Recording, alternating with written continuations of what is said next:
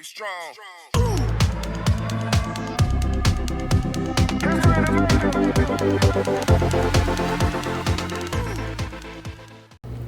So today I'm going to be starting off by talking about my most recent injury, an ACL tear, and kind of how I got it and some of the very cool and cutting edge treatments that I looked into and what I'm actually going to be doing. So about a month ago, I was playing soccer in a few soccer leagues, and I was contesting the ball, over near our goal, and against two defenders or two attackers. And I stepped over one of their legs, and my knee buckled outwards, and it was pretty painful, like right when it happened. And I kind of hobbled off the field and sat down, and the pain went away pretty quickly. It didn't really swell up immediately like you would kind of expect with an ACL tear. It was kind of a weird feeling as I was leaving the field and everything. So I went home, I put a brace on it and iced it, and I went and saw an ortho the next day, who sent me for an MRI, and the MRI came back positive for an ACL tear. So then I started looking at what my options were. I went and saw a couple of different surgeons in the area, and one of the things that I really spent a lot of time on and want to talk about here is the different options that you have, because kind of the default recommendation for anyone who's even remotely athletic is to get an ACL reconstruction, which is where they go in and they clear out the previous ACL, and they take your hamstring tendon and they braid that together and then put that where the ACL used to be.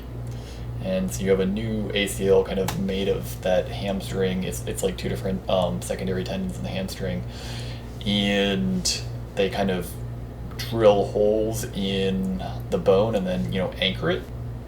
You have to spend a lot of time in rehab afterwards, kind of getting the tendon to kind of anchor in those bone sockets or bone tunnels, and then kind of teaching the tendon how to be a ligament, because it's obviously not a ligament. And so there's a lot of complications with that, barring the surgery failing, which is an obvious potential complication. There's a lot of pain that goes with it, and around the 2-year mark is when some of the objective knee scores kind of go down. There's two kind of like gold standards for measuring knee pain, stability, function. One's IDKC and one's KOS. And those scores kind of decrease after 2 to 5 years, depending on what study you look at, which means that people's subjective measures of knee function are not as good after that time period. And some of that's probably because osteoarthritis is beginning to develop. A lot of people, 50 to 70%, get osteoarthritis at around the 10-year mark, which is pretty bad, right?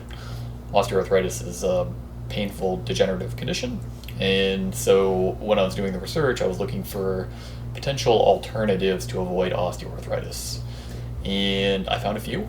The only real surgical intervention that has the possibility of preventing osteoarthritis is doing a repair and not a reconstruction.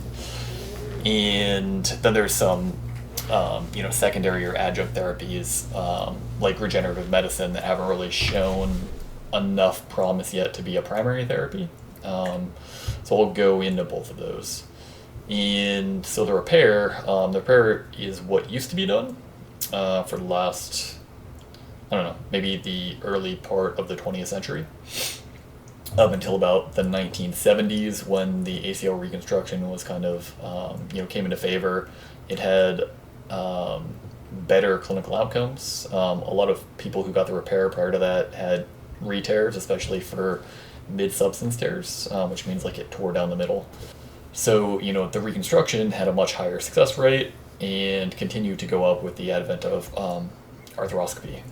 So it hadn't really been explored that much since then, until maybe the last 5 years or so, when some, enterprising orthopedic surgeons came up with, the idea of a braced ACL repair. which is basically using some kind of internal scaffold to put around the sutured ligament that they're repairing.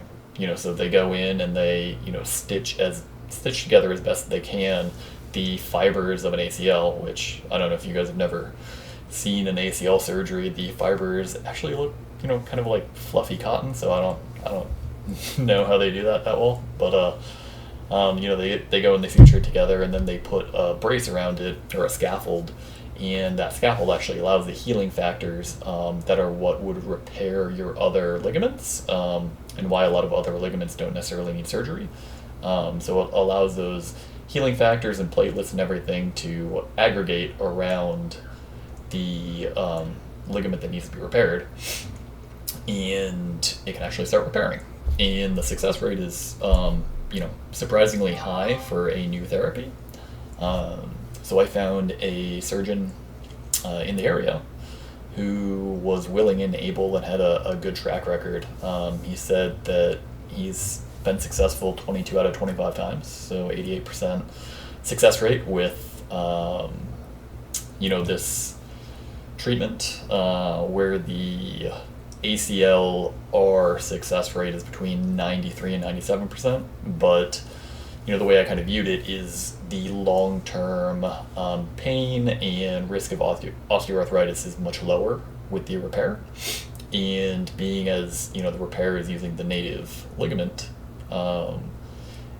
we can always go back and do a reconstruction if the ligament just doesn't repair properly, it's not working, or whatever, right? So there are no bridges burned, and if it's really still bothering me after the surgery and after I do rehab and recovery and everything, then I'll go ahead and do the ACLR just like was initially recommended, and I guess we'll have learned my lesson and not contribute to medical science, but whatever. Let's talk about kind of regenerative medicine, the secondary therapies now, because I'm actually going to be doing one of those as well. So there's kind of 4 main ones that I found that have some efficacy in either treating the ACL tear or treating the subsequent osteoarthritis. And really the only ones that are tried for primary repair of an ACL is the BMSC, the bone-derived mesenchymal stem cells. And there are not very many places that are doing that. The biggest clinic or group of clinics is called Regenix, and they are compiling a lot of patient data and doing a lot of these therapies around the US and maybe around the world. And it looks like they have some good initial data, but there hasn't been any real blinded randomized clinical trials. So the data is just not the same quality, and when kind of evaluating this as a primary repair option, you kind of want to see that definitive clinical trial like there is for the braced internal repair of the ACL. So yeah, I didn't really look too hard at them as a primary therapy, but more as an adjunct therapy and how to prevent osteoarthritis in the future. As I have a meniscal injury as well, like a tear of the meniscus, which is the cartilage in the middle of the knee, and is very common with ACL tears. So really, we're going to talk about these 4: the hyaluronic acid, PRP, BMAC, and BMSC, and their ability to be an adjunct therapy or as a treatment for osteoarthritis, or potentially to circumvent osteoarthritis, which, from what I gathered in research, the primary cause of the osteoarthritis is the damage from the initial injury that killed off the chondrocytes, which are what produce and repair the cartilage. They're basically stem cells that have differentiated into cartilage type stem cells, and those kind of die when you bang the bones together too hard and crush them. And if those die, then the cartilage doesn't repair itself very well, and then it wears down over time. And so really the only effective therapies for that are going to be the BMAC and the BMSC, right?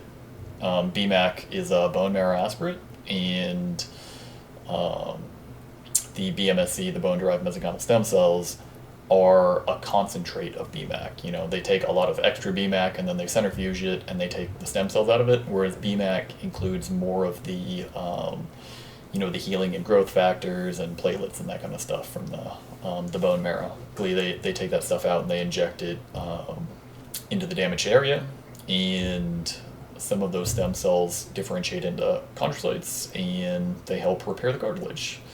And so what I'm actually going to do is I'm going to be having BMAC treatment done while they're doing the primary ACL repair, and they're going to be injecting the BMAC into both the ACL repair with the brace, and also into the meniscus tear.